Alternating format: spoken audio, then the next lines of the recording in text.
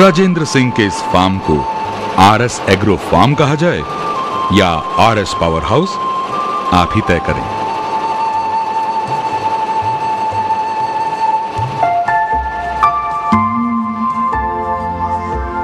गोबर गैस से एक पोल्ट्री फार्म चल सकता है, तो जैविक कचरे से एक इंजीनियरिंग कॉलेज को बिजली की आपूर्ति भी की जा सकती है।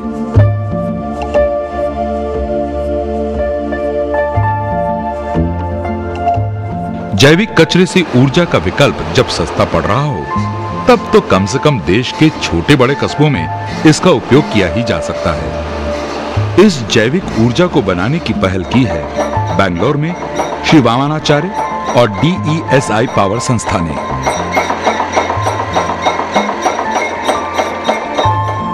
आसपास के तंबाकू कारखाने से निकलने वाले सिगरेट के बचे टुकड़ों, लकड़ी के बुरादे, इमली के छिलके और कॉफी बीन के छिलके वगैरह से मिलकर बनता है ब्रिकेट।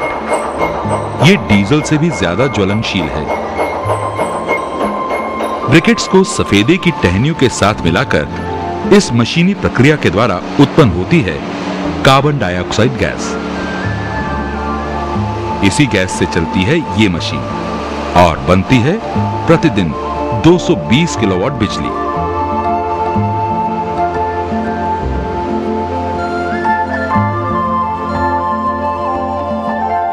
इस इंजीनियरिंग कॉलेज के संपूर्ण परिसर में पिछले 4 सालों से लगातार इसी संयंत्र से बिजली की आपूर्ति की जा रही है।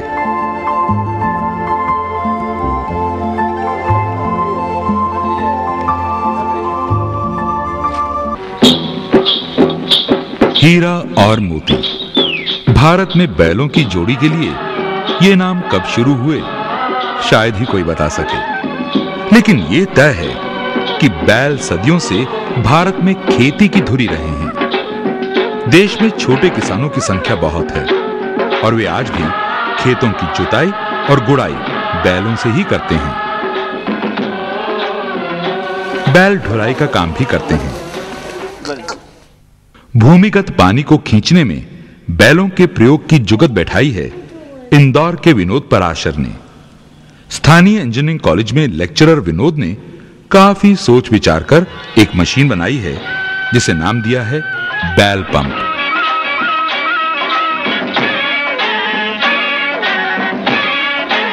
बिना देखे यकीन नहीं होता कि एक जोड़ी बैल 200 फुट नीचे से पानी खींचकर खेतों की प्यास बुझा सकते हैं।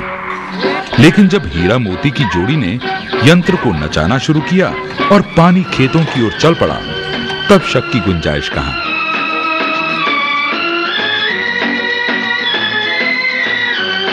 एक घंटे में 6000 लीटर तक पानी उलीच सकता है यह संयंत्र। एक मुश्त खर्चा एक डीजल पंप लगाने से भी कम, यानी इस मशीन के निर्माण में 25,000 रुपयों का खर्चा आता है। सिंचाई का खर्चा कुछ नहीं, बस बैलों का चारा।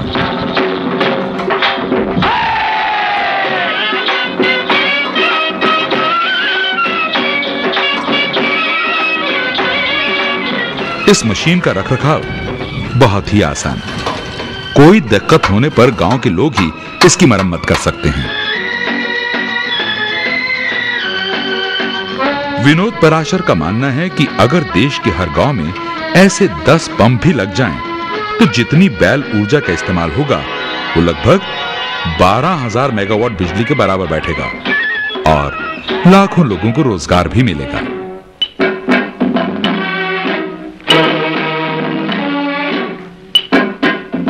सबसे पहले तो हर गांव के अंदर एक कारीगर तैयार हो जाएगा जो कि इस पंप का निर्माण कर सकता है। तो प्रत्येक गांव कम से कम 2 व्यक्तियों को रोजगार मिल जाएगा। तो भारत के 6 लाख गांव माने तो करीब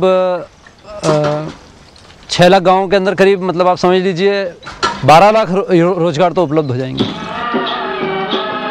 गोवंश बचाने और उसके विकास में लगे कुछ समाज सेवी तो बैल को ट्रैक्टर से भी ज्यादा लाभकारी मानते हैं। आज जो ट्रैक्टर है वो 30-35 हार्स पावर का ट्रैक्टर होता है। अब ये बैल 2 बैल में 1 हार्स पावर की ऊर्जा होती है। 1 हार्स पावर से आप 3 टन परिवहन कर सकते हैं, 3 टन माल का परिवहन कर सकते हैं। जो ट्रेलर चलता है 35 हॉर्स पावर का, उससे आप 6 टन कर सकते हैं, 7 टन कर सकते हैं। इसलिए 1 टन से 1 हॉर्स पावर से 3 टन ट्रांसपोर्ट करना और 35 हॉर्स पावर से 6 टन ट्रांसपोर्ट करना ज़्यादा इकोनॉमिकल कौन सा है?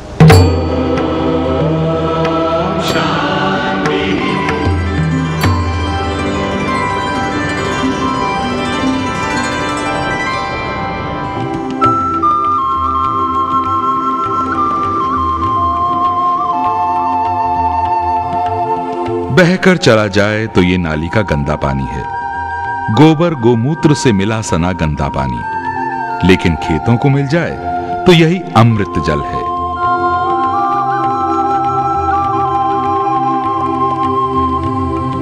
दुर्ग जिले के अछोटी गांव में गौशाला की नाली से निकलने वाले गोबर और गोमूत्र मिश्रित इस पानी को एक तालाब में इकट्ठा किया जाता है, फिर जरूरत के अनुसार खेतों की सिंचाई के लिए इसका उपयोग करते हैं। इससे मिट्टी की उर्वरता बढ़ी है और उत्पादन भी बढ़ा है।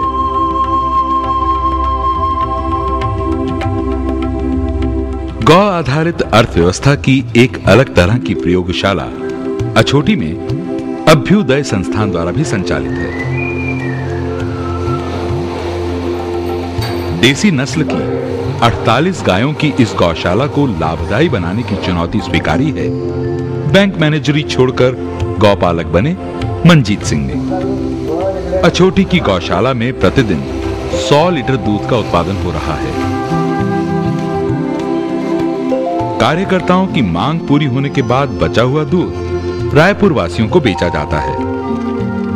हरे चारे के अलावा मनजीत सिंह अपनी गायों को खाने के लिए गन्ना भी देते हैं।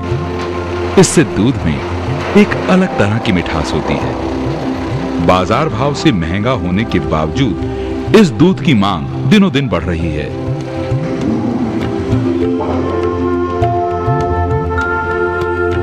इस गौशाला के अस्वीकृत यानी डिस्टिल्ड गोमूत्र की भी बिक्री रायपुर और पड़ोस के क्षेत्रों में काफी होती है।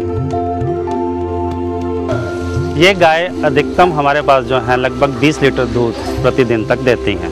अगर हम इसकी एक एवरेज लें तो 8 लीटर दूध प्रतिदिन हमें इनसे मिलता है।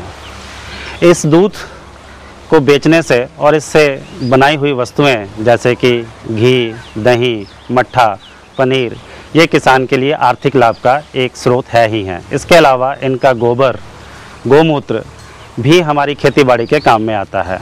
जैसे कि गोमूत्र से इनकी दवाएं फसलों पे छिड़काव के ऊपर, गोबर से बायोगैस जिससे कि घर में चूल्हा जलाने के काम में आती हैं, और उससे उत्पादित स्लरी जो कि सीधी खेत में खाद के रूप में काम में आती है।